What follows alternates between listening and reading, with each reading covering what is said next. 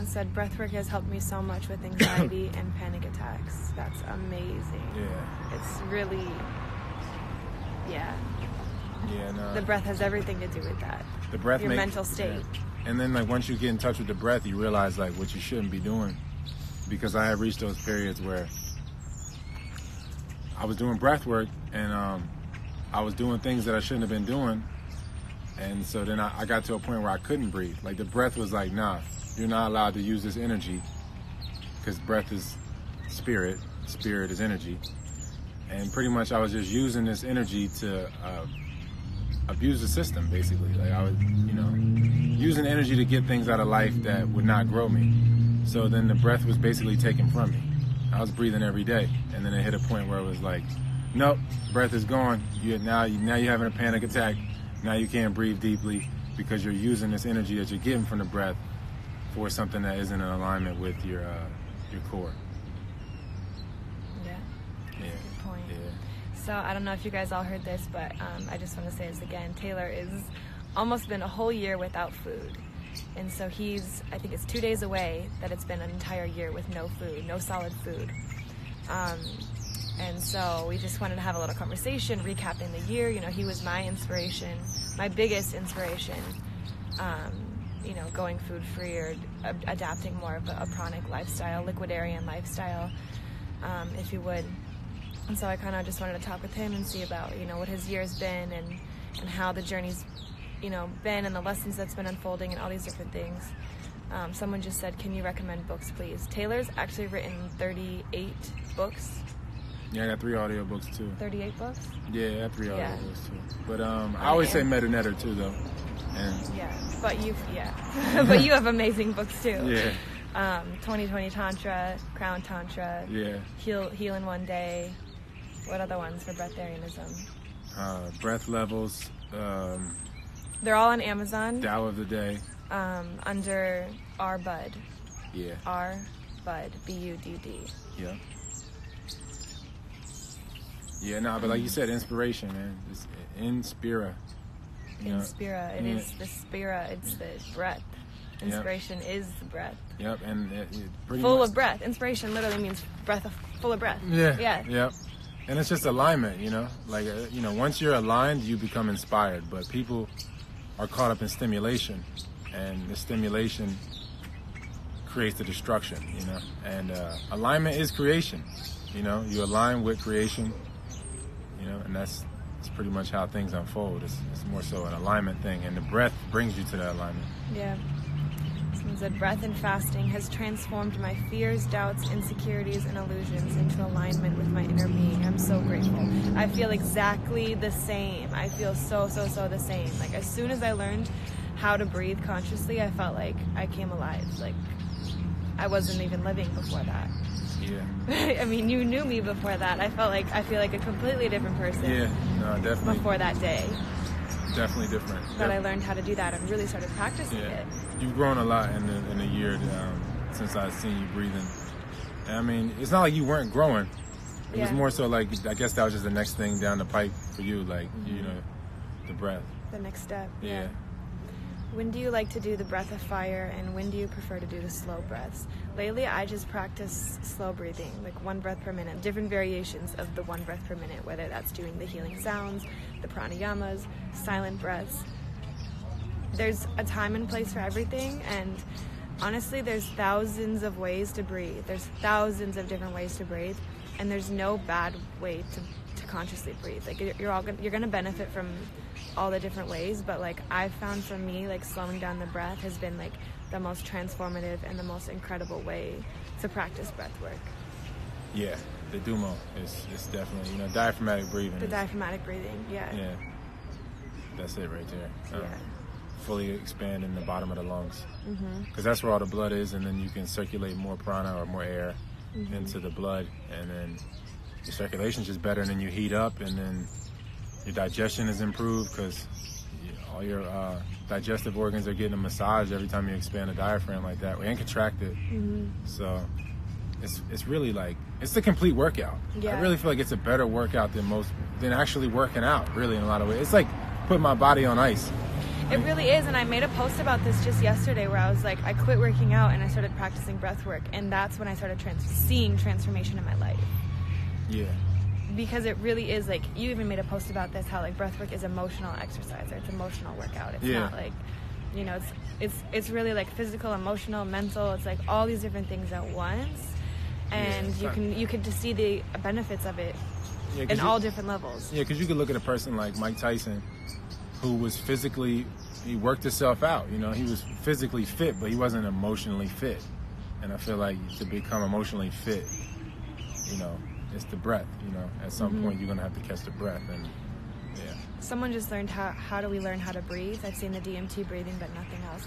I actually made a video about a year ago called How to Breathe on YouTube, and I have a link in my bio, so you can click on that and see the exact step-by-step of the process that I do every single day. And it's the same breathing technique that Taylor taught me, and he's been practicing for a lot of years now, probably, right? Yeah. But yeah, you know, it's like, it's nice that once I got to you, it was kind of like when I put it together. Put it together in like a routine. Yeah, it was nice, because it was always like practicing different periods of the day, doing, you know, a half hour here, a different period there. But then I feel like that was a complete routine. That was like, and then it congealed really when we were doing it together every day. How has it changed your happiness? Steadied it. Yeah. Steadies it. It makes it to where it's a steady. It's just peace more so, not serotonin. A lot of people confuse happiness with serotonin release, I feel like, and it's just a steady peace more so than jubilation. Yeah. And can you start this at any age? Yeah, definitely. Everybody can benefit. It would be a different world if all the elderly folks, people that are about to die, got into the breath and they were able to release at the end of their lives like that. And then people coming into the world were getting, you know, acquainted with the breath. It'd be a different world. What do you think about the fasting too, at any age? Or the liquidarian life, I guess? Yeah, I mean, I feel like, you know, the body, people don't understand how strong the body is. And like, atoms don't eat anything, you know, they power themselves. So the body's made of atoms, and I'm not gonna really, you know, tell people to go too crazy on it, but you know, just find out how strong your body is, how resilient it is, and how little it needs, and then go from there. You know, it's a process of elimination more so. Like, definitely. It's a way to enjoy it. You know, if you do the breath work, your diet will change on its own. You'll naturally know when to fast or to take your fast longer and all that. The breath work will just organize all that for you. Yeah, it balances everything out for you. So you don't need to like ask these questions or like go to anybody else or whatever. Like, it's really just the connection to your own soul. It's the connection to spirit. So like any questions that you have, you already know. You're already connected yourself. Yeah. It's like connecting with like the ancient you and the future you at the same time, and you just have those answers. You know? Like, it's never outside of you. Body can heal itself, so it's really the most perfect machine. Yeah, we were sent to this earth with these amazing self-healing mechanisms. We all have the ability to heal ourselves. We all have the ability, you know, to fix whatever's broken. We don't need anything outside of us. Breathwork and fasting is the most powerful healing tool, and the coolest part is that it's free. Yeah. You don't need anybody. You don't need to wear anything. You don't need to buy anything. You don't need to go anywhere. Like, everything is right here. It's all within you. Yeah, emotionally and physically. Like, I feel like I bounced back. The healing. All aspects. I've taken some injuries in my lifetime where if I wasn't doing breath work, it would have been twice as long to heal. Physical injuries, you know, which they resulted because of an emotional injury, but ultimately, you know, like I'm just saying, the breath can heal physically, metaphysically. Yeah. You know? Definitely. And what the breath does is it actually starts to stir up these old, stagnant, stored emotions. A lot of us are walking around with stored emotions that we, you know, have in our body, that our body is storing. So, for instance, like, the fear is stored in the kidneys, and anger is stored in the liver, and grief is in the lungs. So, like, you know, a lot of us have these stored emotions that are causing physical dis-ease within the body. So the more that you can practice this breath work, the more that you're resurfacing and healing these deep emotional wounds, you can heal your physical body as well. Yeah, and it heals the ancestry as well, like, because like if you don't address those things and then you were to have a child, and so if you don't do the breath work and you stay in your dietary habits that you have now that are not really healthy, then you have a child in this emotional dysfunctional state, and then emotionally dysfunctional state, and then physically dysfunctional, then you have a child, then the child's gonna be an offspring of that. So if you were to correct this now, then it changes for the child, obviously, right? Mm-hmm. So it's basically the same thing, like with the past. You know, whatever that was handed to you, if you reverse that, then, you know, you're just pretty much passing the torch, you know, and it's brighter for the next generation if you were to go that route. Mm-hmm. But, you know, you're really healing a lot more than just you're healing the whole universe in a lot of ways. As cheesy as that sounds, it's not. Yeah, it's really true. It's like the process of healing is like, it's not about us, it's about the global collective. It's about like everybody. It's about raising the consciousness of the entire world. Yeah. But like the individual just gets to reap the benefits of feeling good. Yeah. I mean, because it does feel good to heal. Yeah. Everything is touching everything. Like all the space is filled with consciousness or matter, however you want to look at it. All the air is filled with ether. There's no separation from one thing to the next. So when you release energy, it's the same way as any other part of the world releasing a gas, releasing something. It affects the whole landscape of the world, and the ripple effects are, you know, the subtle.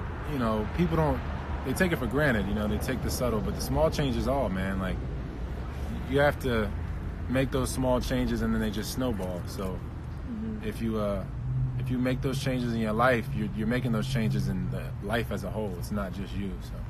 Yeah, definitely. Cool. There is no self or other. It's all the same. Yeah, there is no self or other. Yeah.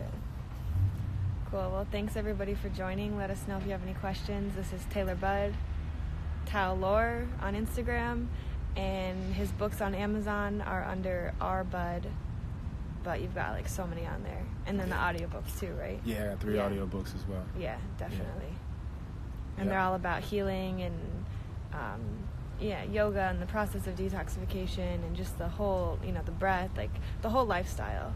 Yeah. It's on YouTube, Tao Lore as well. Oh yeah, your YouTube channel for sure. Yeah, Tao Lore. Tao Lore. TAOLORE. Yeah. Cool. Thanks.